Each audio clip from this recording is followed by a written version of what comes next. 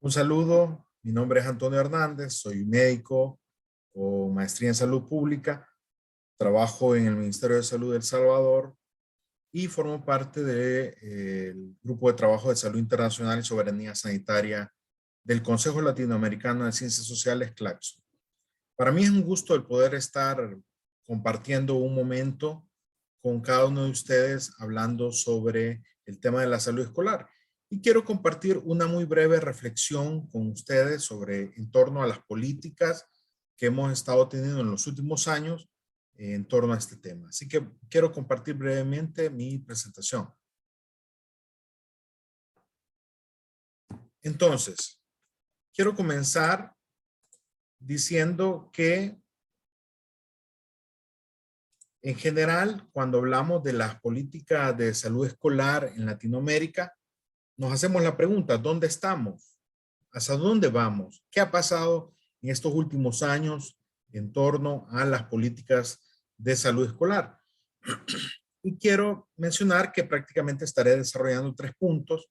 El primero es hablando un poco sobre el contexto de las políticas de salud escolar latinoamericanas, las estrategias regionales, qué estamos proponiendo nosotros, digamos, desde el Grupo de Trabajo de Salud Internacional, y cuáles son algunos de los retos y desafíos para la salud escolar a nivel latinoamericano que estamos teniendo. Entonces, comenzando, diremos un poco de que la Organización Panamericana de la Salud propuso un plan estratégico para el fortalecimiento de las iniciativas regionales llamada Escuelas Promotoras de la Salud, a partir del análisis de la situación de las escuelas promotoras de la salud en América Latina y el Caribe, donde participaron muchos profesionales del sector salud y educación con experiencia en gestión de los programas de salud escolar en los países de la región. Ahora, dentro de esta evaluación que se hizo, prácticamente se encontraron algunos elementos muy interesantes sobre este programa. Había una fuerte tendencia y concentración de esfuerzo en el mejoramiento de las condiciones de higiene y saneamiento ambiental. Es decir, que muchos de estos programas de salud escolar se enfocaban básicamente en agua, saneamiento ambiental, hábitos higiénicos, ¿verdad? También se centraban mucho en la prevención de enfermedades transmisibles, sobre todo en los que tenemos países con enfermedades endémicas como el dengue, como las enfermedades gastrointestinales, infecciones respiratorias, etcétera, etcétera. También el tratamiento de enfermedades específicas, sobre todo en estos últimos años, ha ido tomando mucho más auge el tema de las enfermedades no transmisibles, ¿verdad? Que tienen que ver mucho con la diabetes juvenil, ¿verdad? Con la prevención de la obesidad, entre otras cosas, y la realización periódica e indiscriminada de exámenes médicos o pruebas de tamizaje, que prácticamente ha sido también otro de los elementos que se ha hecho dentro de este marco de estas políticas de salud escolar. Básicamente lo que ha sucedido es que tradicionalmente se ha considerado que esto ha sido una responsabilidad más del sector salud que de educación, poniendo a las escuelas como receptoras pasivas de las intervenciones. En algunos casos, cuando los equipos de salud llegan a los establecimientos, prácticamente no hay quien los reciba. Recordemos que en algunos países, por ejemplo, no es obligatorio que haya una enfermera o alguien de salud en los centros escolares, no así en otros países donde sí está normado y legalizado.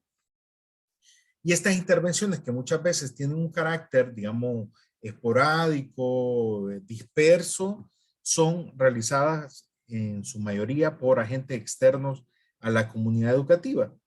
Es decir, aquel modelo vertical, medicalizado y asistencialista en que las escuelas se han considerado como poblaciones cautivas, como blancos pasivos, en donde el sector salud incrementa sus cifras, incrementa sus números, y donde los integrantes de la comunidad educativa, ya sean los padres de familia, los maestros, los mismos estudiantes, no tienen mayor participación en estas intervenciones.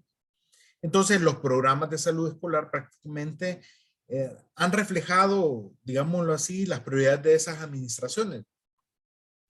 Y digamos, los intereses del sector salud más que propiamente las expectativas que habían en relación a la comunidad educativa. Entonces, también el tema, hay que decirlo, que el tema de la educación para la salud en este tipo de programas prácticamente se caracterizaron fundamentalmente en una transmisión bancaria, ¿verdad? Vertical, ya decíamos, didáctica de la información sobre temas aislados antes que el desarrollo propiamente de habilidades y destrezas para vivir una vida plena y saludable. Todos sabemos la importancia que hay sobre el modelaje, digámoslo así, de estilos de vida saludables en los niños y niñas, en las prácticas rutinarias que poco a poco se van incorporando, pero digamos que eso no es suficiente, no es, digámoslo así, el meollo del asunto, sino que la gran mayoría de las acciones educativas han sido únicamente acciones, digamos, de transmisión de conocimientos sin modelaje de roles. Entonces, estas escuelas promotores de salud que se propusieron tenían el objetivo de facilitar la adopción de estrategias conceptuales y operativas para mejorar la salud educativa. Sin embargo, lo que vemos es que se sigue basando en un concepto de la salud propuesto por la OPS-OMS, en donde se considera la salud como la ausencia de la enfermedad, donde es una perspectiva biomédica, ¿verdad? Donde se habla de un estado del bienestar, pero, digámoslo así, no se consideran otros elementos más. Hay un foco que está de por medio, que es la prevención de la enfermedad, estilos de vida saludables y servicios de salud, que se centra mucho en eso, ¿verdad? Hablábamos de que la escuela sigue siendo un elemento pasivo, no se incorpora a una dinámica de planificación, a una dinámica de toma de decisiones, se considera una población cautiva. La implementación es liderada por un personal externo a la comunidad educativa, casi siempre los equipos de salud.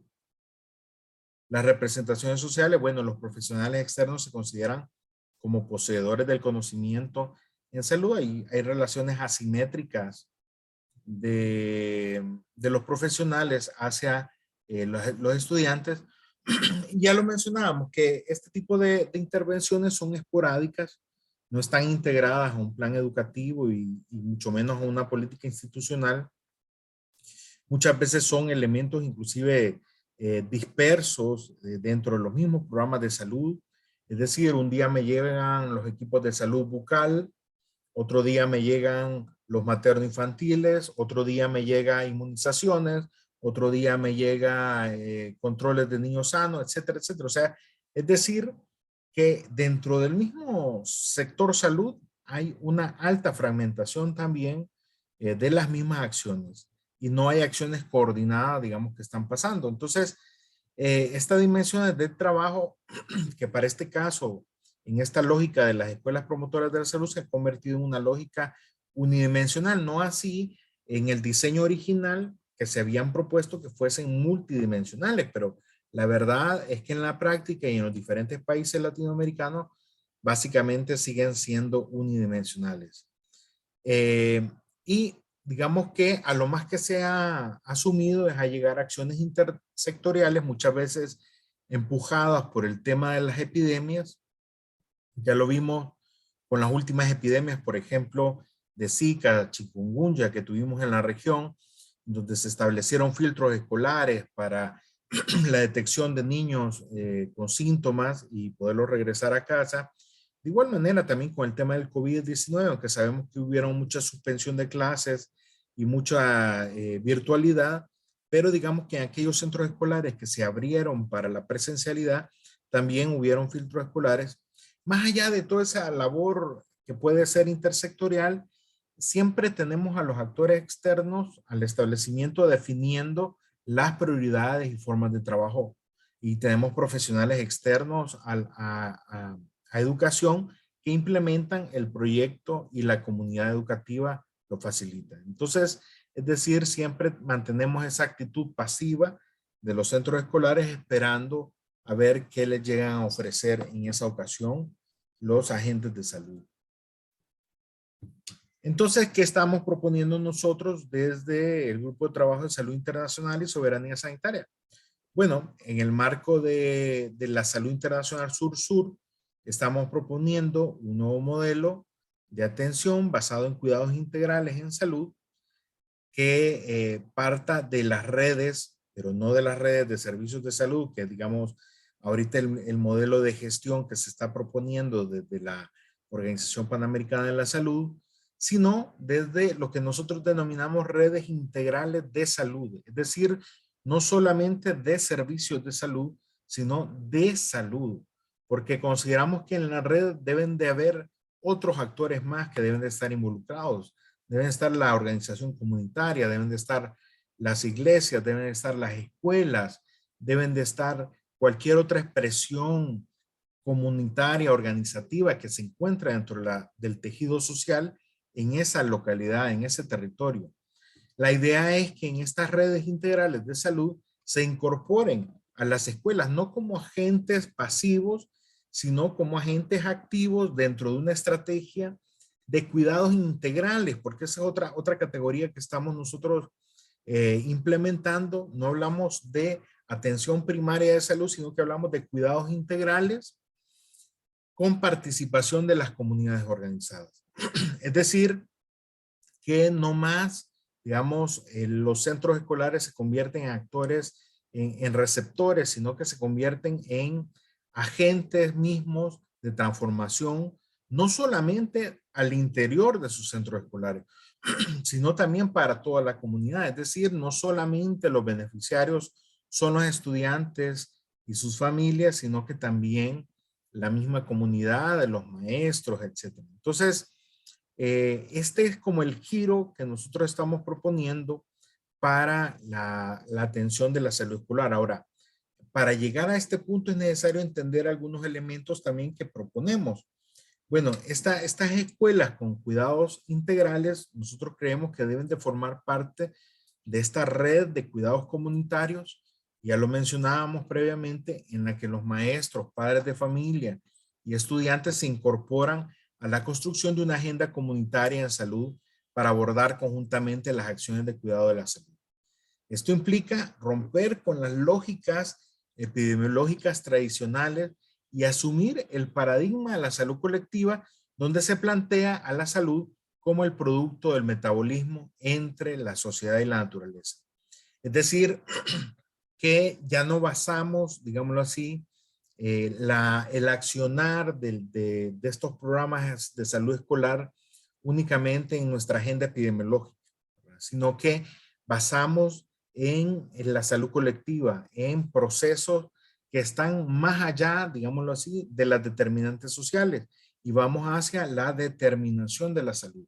Y en donde el centro escolar forma parte de ese tejido social donde se produce la vida y la salud. Es decir, que no nos conformamos a la articulación únicamente entre el sector salud y el sector educación y la incorporación de algún otro actor más, la municipalidad, qué sé yo, sino que todas las energías vivas, todas las redes que están dentro de ese tejido vivo, organizativo en la comunidad, se van articulando dentro de grandes propuestas, digámoslo así, dentro de la vida cotidiana de sus habitantes. Y es por eso que estas redes integrales de salud que hablamos nosotros, lo importante no es hasta dónde llegan las redes, sino los vínculos que se tienen, qué capacidad resolutiva se puede tener. Y de esa manera se van logrando mejores resultados en el accionar y en los planes que se tienen.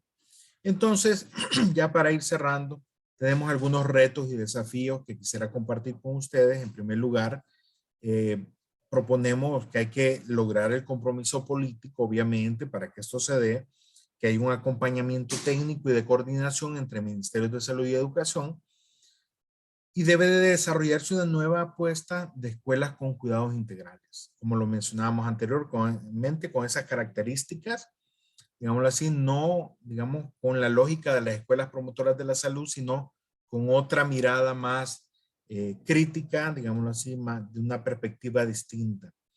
Y debemos de construir nuevos programas basados en la salud colectiva y pensamiento crítico de la salud. apoyándonos en herramientas de otras disciplinas que nos pueden dar también otras miradas. Por ejemplo, de la misma epidemiología crítica, desde la medicina social y la salud colectiva, entre otras. Y debemos de fomentar investigaciones sobre las necesidades de la niñez y la juventud, que también nos quedamos muy cortos a la hora de investigar y conocer cuáles son estas necesidades. Y finalmente, debemos de establecer estrategias nacionales y regionales para el monitoreo y evaluación de las acciones realizadas. Y ya con esto, pues podemos decir de que estaríamos sentando las bases para una nueva forma de establecer la relación entre los centros de salud con los centros escolares para el desarrollo de acciones de estas redes de cuidados integrales que nosotros proponemos. De esa manera, nosotros estaríamos planteando un nuevo reto y que las próximas políticas de salud escolar en Latinoamérica en este siglo XXI tengan otra perspectiva, tengan otro enfoque y que sin duda nos lleven a mejores resultados que los que hemos tenido en los últimos años. Muchas gracias.